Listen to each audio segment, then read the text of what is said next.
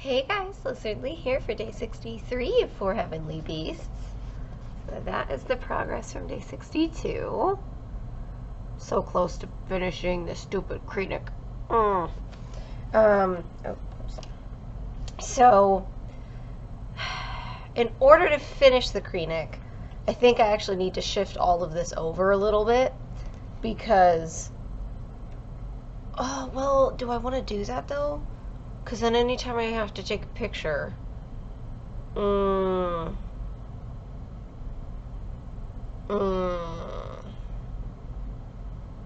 see. I don't know.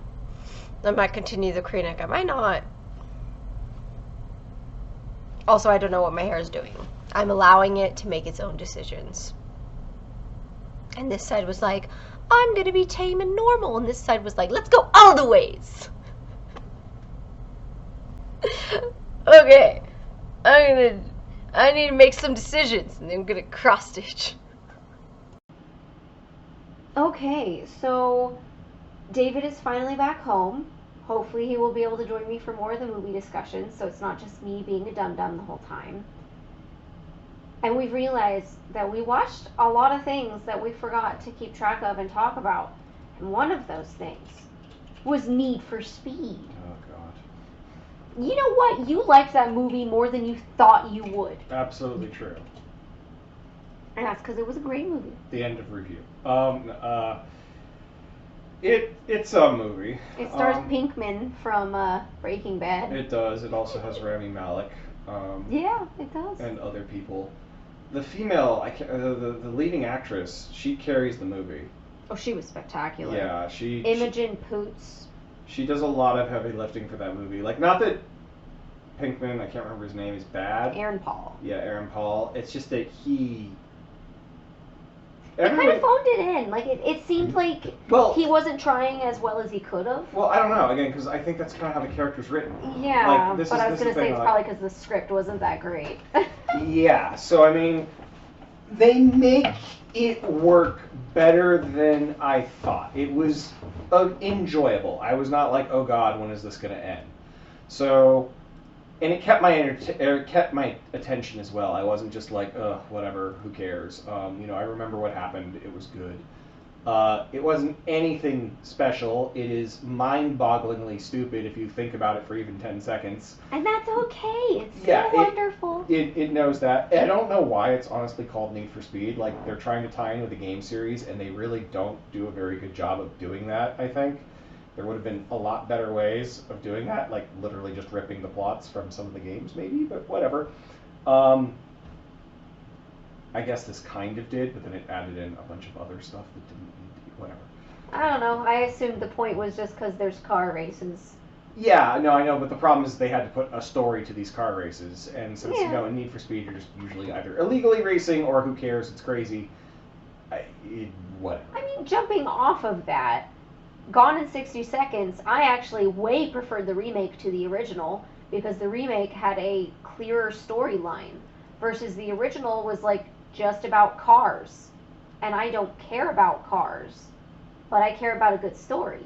Yeah. And the remake had a great story, in my opinion. I was incredibly entertained by it to the point that I bought it and I've watched it multiple times since. Yes. Versus the original, I watched it once and I was like, okay, done with that. Yeah. My dad loved the original, but he knows cars. Like, Need for Speed. I feel like there were a couple cars that, like, you and John really liked. And I was just like, is that a good car? And you guys were like, blah, it's crap. And I was like, oh, they're acting like it's a good car. Yeah, that's because they have terrible taste. No, I mean... Well, no, I thought you guys said there were a couple really nice cars, though. There definitely were nice cars, yes. Like, that's kind of the point of Need for Speed, is like, oh my god, supercars. Yeah. And they had them, no question. And it was, I guess, a decent selection of them, but, like, not what I would... Let me put it this way, if I was playing Need for Speed, it's probably not, I wouldn't be driving any of those. So, that's what I haven't played a Need for Speed in forever anyway. So, I don't know, there's not much else, I think, to say, because it's a... I mean, there were parts where, like, it was kind of contrived, where it was just like, really? This is what we're doing? Yeah. Really? But it did end up making sense with the story as they had laid it out. Like, how are we feeling about spoilers? Do we Go not? We don't care? nuts. Okay. Yeah. So, the main character, his brother dies in a car race because the third guy that they were racing against, like, cut him off. Like, he basically caused the car accident that killed him. So then Aaron Paul's character is trying to get into this insane, incredibly difficult to get into car race. And the guy who murdered his brother kept that car. That was the main contrived thing to me, where it was like, freaking really? Even if it's like a bajillion-dollar crazy car, you don't want to go to jail for murder, bro. Like, that is the evidence, because he hid that there was a car, that there was a third car. So Aaron Paul was blamed for his brother's death. If it ever came out that there was that third car, the original dude was gonna go to prison and Aaron Paul would be forgiven or whatever. I found it kind of contrived when when said guy that killed his brother literally just put a hit out on the car that Aaron Paul was driving to get to the race. But it was kind of like, yeah, he wants to make sure that the guy who he knows is a better driver than him does not make it. But the fact that he kept that car, it was embarrassing, you guys. That was the one that was a little too contrived for me. That it was like, this isn't believable. As for the parts I found contrived, you heard everything she just said. Oh, I thought you were going to say you hated the helicopter scene. I loved it, though. That too, yeah. Because he was like, what color are my eyes? And she was like, blue. And he's like, yeah, mine are really blue. And, you know, mine are bluer. No, they're not. And it was such a cute scene because I thought they had insane chemistry. They did, yes. And she was terrified of heights. So it was like, yeah, if somebody has blue eyes, as someone who loves the color blue, I'm like, yes, I would much rather look at blue eyes than anything else. Yeah. Or your gray eyes. You have perfect gray eyes. I love you. That's fine. So yeah, his movie did watch. It was really weird when Rami Malek, is that his name? Rami Malek. Rami Malek, when his character took off all his clothes to leave his office. Yeah. Because he was like, oh, I quit. And it was kind of just like, ooh, what if your buddy didn't win that race? Like, and you needed to get back to that job. You burned that bridge. Yeah, that was, I believe, his argument as an actor in the movie. I don't remember. He's like, yeah, I want to make sure I can never go back. I don't know. Oh, yeah, no, that's what he was saying, I don't want to go back. I think he would rather go work in a garage making less money. Yes. Because he'd be happier. Yeah. But it was just, it was uncomfortable. I mean, that was just it was too long. They could have made that scene quicker and gotten the exact same point across. Yeah, but, you know, it was... And he's not a bad-looking guy. It was uncomfortable. It was just one of those scenes that, yeah, that's what they wanted to do with it. Yeah. But yeah, you know, like I said, I don't have much else to say because, like, it's just like, yeah, it's a good movie. It's not anything spectacular. I've watched it multiple times. I love it. We have a radio host locked up in a freaking tower. Oh, Michael Keaton. Yeah, played by Michael Keaton. The Monarch! Does he voice the Monarch? No, he's called the Monarch in that it's his race. He's the Monarch. And it's the same name, and Robert and I are stupid. Gotcha. So, okay. Yeah. Venture Bros. I started that. The first couple episodes are really terrible. Like, really. You've watched worse. Maybe not the two of the episodes, but then that one in space was just... That's fine. Absolutely disgusting. Anyways, not on the docket today. That's coming from me. Not on the docket today. Whatever. In comparison to what you watch, anyways. Yeah. Anyways, we're moving on to discussions Legally about Blonde. that. Legally Blonde. Yeah. I'm trying to remember how much I liked it. Yeah, I liked it. You liked it. Yeah, you thought it was hilarious. I know. And you actually... Bend and... Yeah, the bend and snap. Snap. Yes. I was like, what is it? Bend and twist? No, the bend and snap. Oh my god, the bend and snap works every time. Yeah. It was fun. It was fun. They had really good chemistry, too. Yeah. I do remember thinking that the idiot guy was kind of interesting because, you know, he's the bad guy, basically, or whatever, you know, the guy she follows. And then, you know, but he was sort of understandable. Like, not that he was in the Yeah, right, if I want to but- be a Kennedy, I can't be with a Marilyn. Yeah, and Yeah. and it was like at least sort of like, okay, I can understand how a person would think that. And then they made him like a cardboard character villain at the very end with something. I mean, he was already kind of. He was a jerk, but he was a Yeah. believable Oh, person. Like, okay, I've now met I that understand. person, and then it became, Yeah. oh, now you're a movie character. Like, Yeah. they, you know, like I thought that was that wasn't as elegant as the rest of it, which was a shame. But otherwise, no, it was a good movie. It's actually funny. It's hilarious. Yeah, it's well written. Like, okay, it's legally not as proper, correct, as My Cousin Vinny. Oh no, but it's still not awful. But I would put it in the same like comedy of like, this is hilarious. I can rewatch this movie and still find every joke funny. Like they don't suddenly like get old. They don't age badly. Like everything was still really funny. Yep.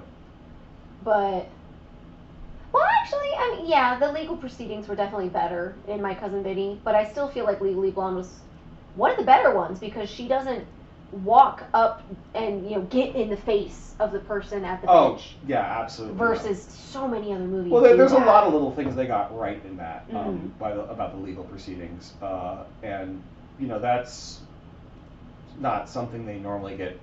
They even try to get right, so them bothering to. That's impressive.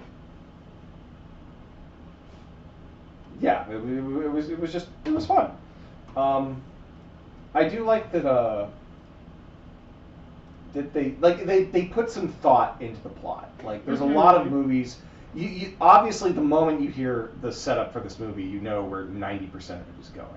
Like, okay, girl's following guy to college, and she's gonna be a lawyer because he wasn't impressed enough with him or with her, and blah blah blah. Like I feel like that plot has been done before. I can't cite a source at the moment, but this is not. I feel like Legally Blonde was the first one to do it, 2001. I feel like there's a ton of other Shakespeare movies books have done with it. similar concepts of like, oh, I'm following so and so, and I'll do the thing that they're doing to show them that I'm worthy. Okay, I thought you were talking specifically lawyer. No, just in general. The I'm plot following structure. you to do, yeah.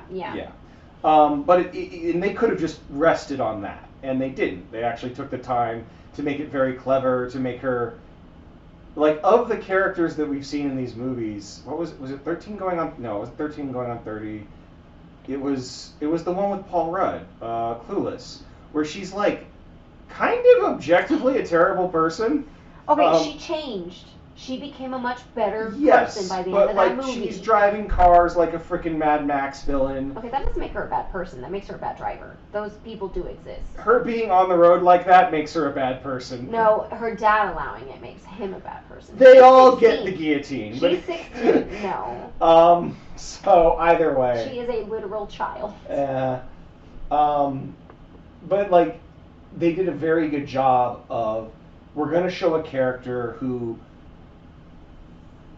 people might call shallow, but who isn't actually shallow. Yeah, when you get to know them. Yeah, and that just because they like these things doesn't mean that they're ditzy or stupid, like, no, it's, like, just because, like, I've always found it interesting because there's a lot of things that I think are, like, not really, like, Liz has heard me rant about reality TV.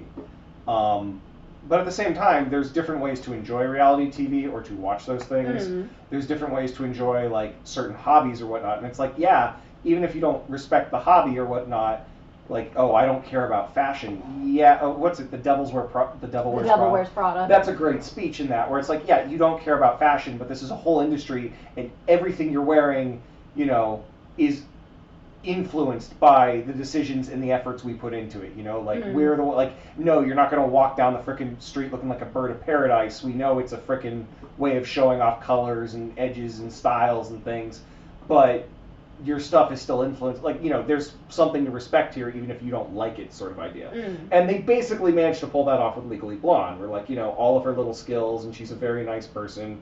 She's trying to help everybody, and she's actually very good at all of it.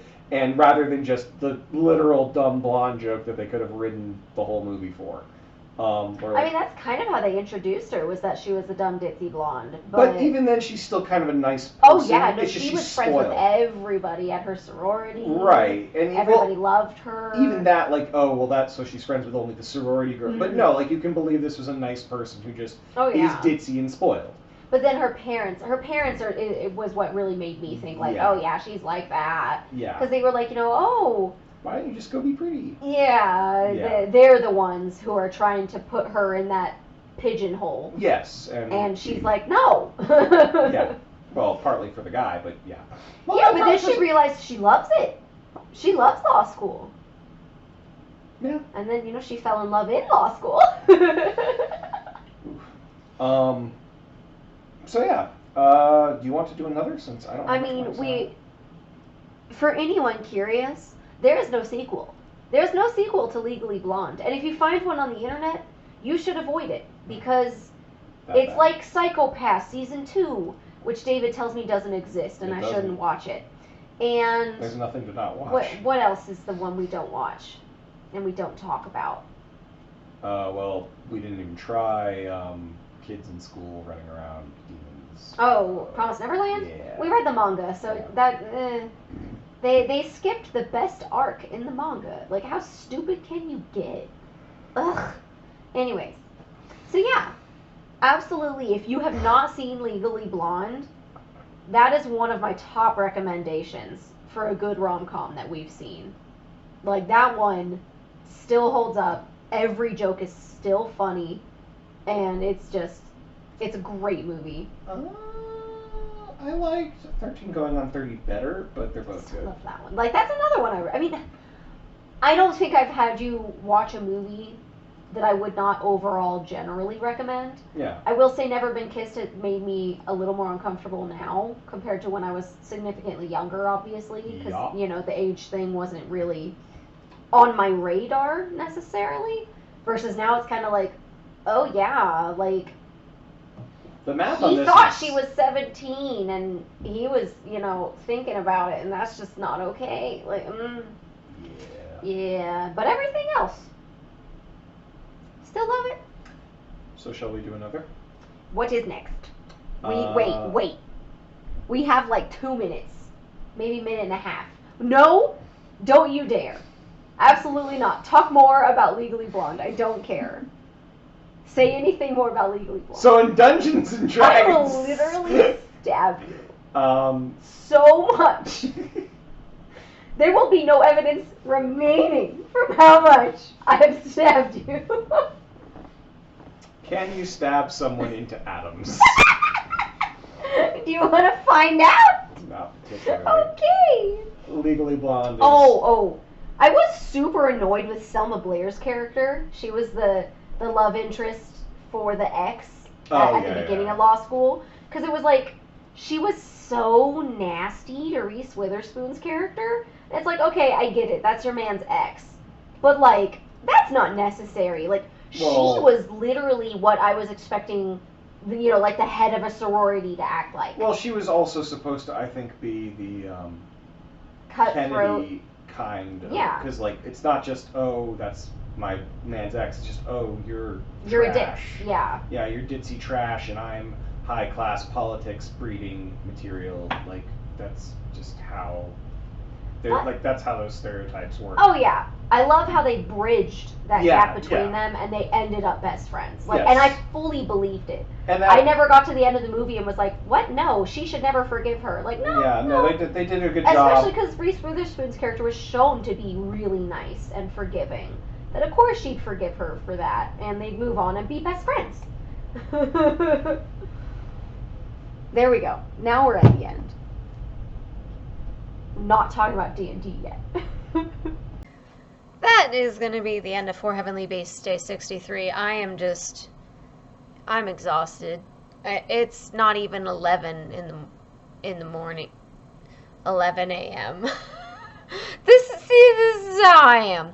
I'm just calling it out. Did I already? 2 hours and 5 minutes. So not very much. I finished the Kreenix thread, and I did end up going as far over as I needed to. And I still have space, so It should be good when I take pictures and whatnot. I shouldn't have to move it every single time. Which I'm just saying, with the Krennic, it looks like I have done a crap ton of this page, I mean. So, yeah, I'm just, I want to relax. I'm sorry. I have nothing else. So, like, subscribe, share, comment, all that jazz. And I'll see you guys in the next video.